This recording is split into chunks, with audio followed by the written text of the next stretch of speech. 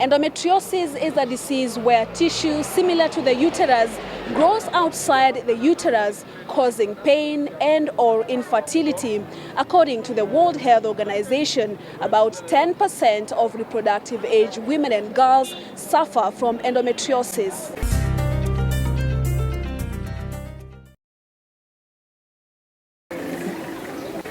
Linda Howie spends most of her time sleeping. What began as mere period pain 13 years ago has today completely grounded her.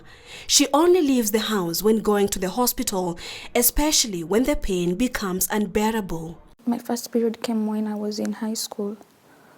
So I didn't know that it was supposed to hurt. But when I would ask, I was told like that was okay. So I was just managing with painkillers, but it kept on advancing.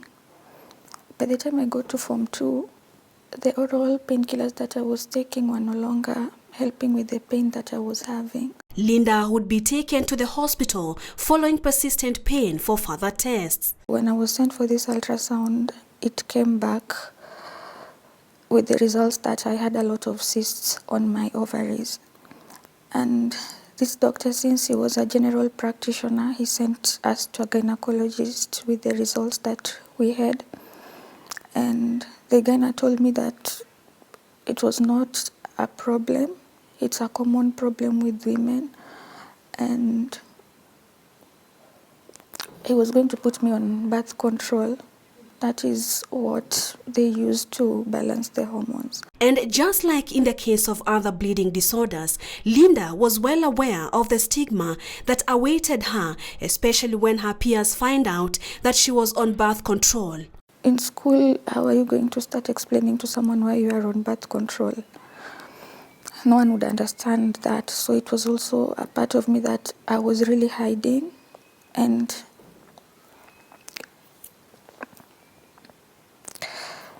from the painful period, it now started being very heavy.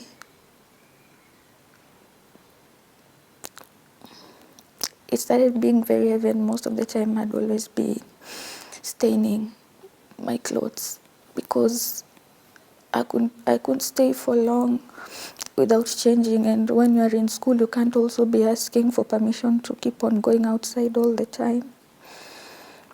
So it also impacted me socially. But then again, it was a normal problem.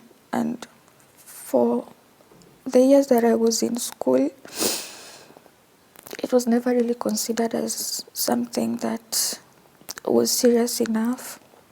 So I was always just on medication. When my periods were on, I would be on painkillers throughout. Things grew from bad to worse for her. It was not working.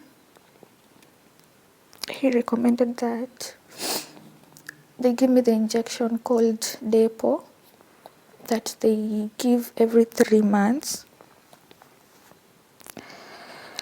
And the good thing with the injection was that it was going to make the period stop.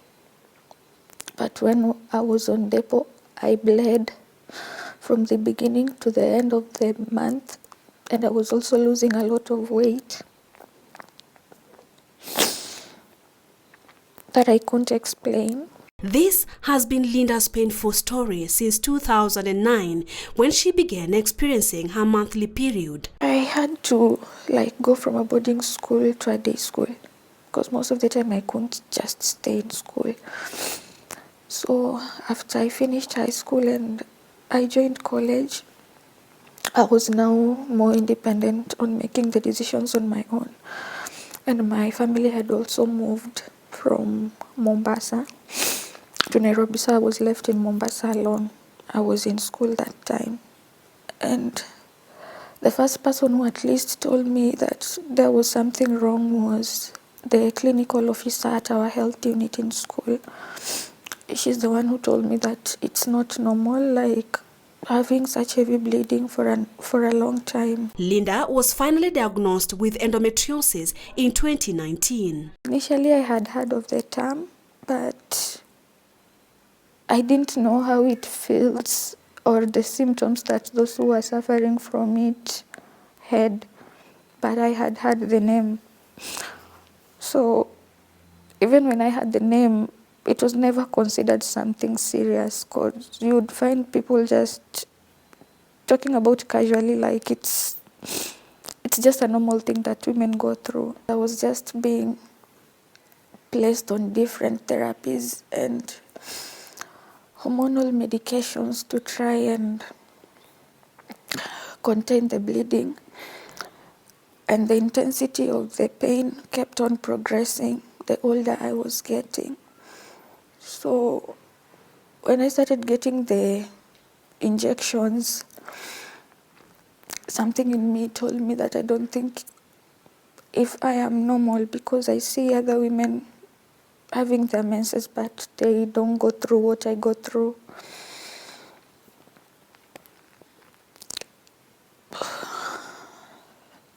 And the first thing that came to my mind was like,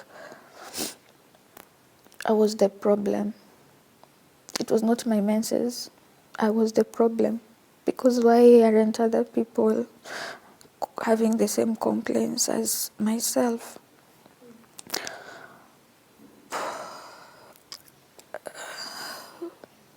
So it became a part of me. It became a normal part of me that I could not also discuss just with anyone, which made me to withdraw myself from social activities and also from making friends, because I could not bring myself to explain why I couldn't hang out or why I couldn't go swimming.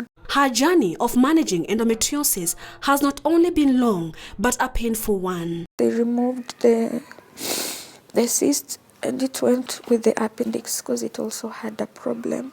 So I thought that if all along this has been the problem, then now I'm going to be okay. But still, 2018 became a very difficult year with pain, and I was in my last semester of campus.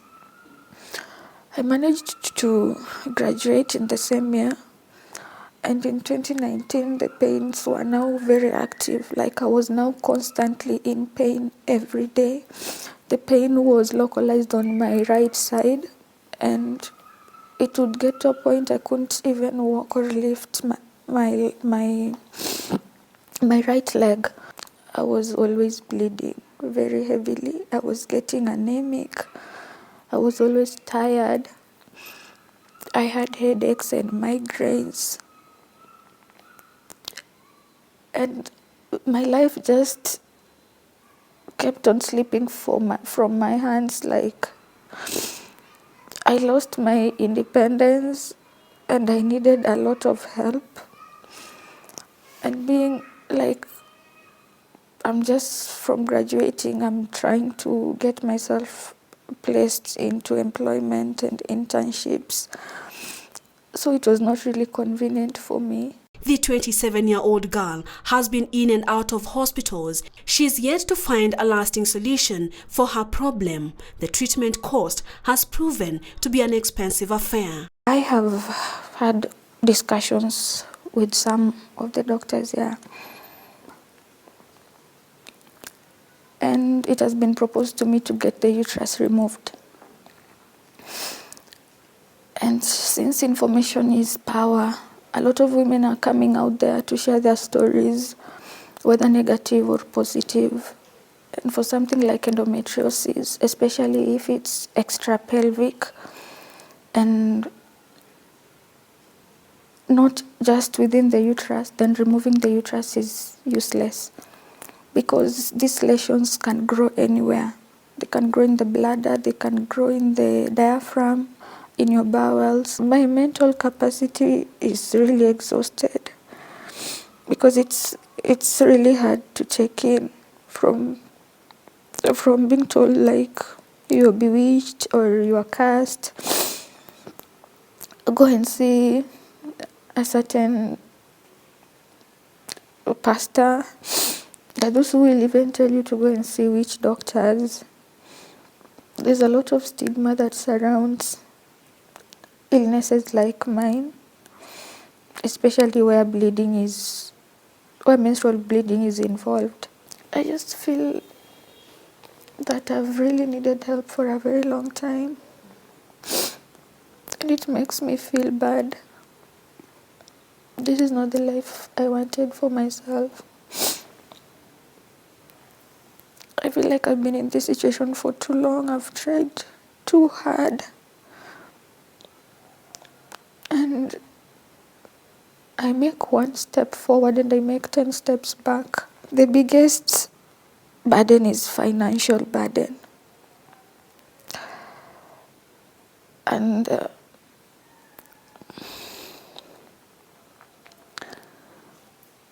it's hard to ask for help. It's hard to sit here and be vulnerable like this, talking about a part of my life that I had always hidden from a lot of people. The hope is not there. It's been too long in this situation. It's been too painful. It's been so depressive. It's been so isolating. I don't have a social life completely. According to the World Health Organization, WHO, at present, there is no known cure of endometriosis, and treatment is usually aimed at controlling the symptoms. If we diagnose endometriosis in a woman, unfortunately, it's a chronic disease. The only respite she'll have is at the point when she goes into menopause, or if she has like some radical treatment, like just say a hysterectomy and things like that, that's when. But most people, unless the uterus has been removed, it's something they're going to have all the way up to the time of menopause. Most cases, I would not say is life-threatening. The problem is it's causing severe, what we call morbidity, that is illness, that you're not able to work or do what you're supposed to do. The variable and broad symptoms of endometriosis mean that health workers do not easily diagnose it, and many individuals suffering from it have limited awareness of the condition. Access to early diagnosis and effective treatment of endometriosis is important, but is limited in many settings, including in low and middle income countries. When you have pain during your menstruation and it's not allowing you to do your normal daily activities, these are people who could be having endometriosis. Not all pain is because of endometriosis, but when you start having such symptoms, there's a possibility that it could be endometriosis. And then we extend, you grow up, you get married, okay? And you find that even being intimate with your partner, so we call that dyspareunia, when you're having pain during sexual intercourse. Even something as simple as going for a long call, they have pain when they're going for a long call. Are there non-preventive measures for the disease? I wouldn't say we can do anything particularly for prevention. It's what can we do to alleviate the symptoms that are non-medical.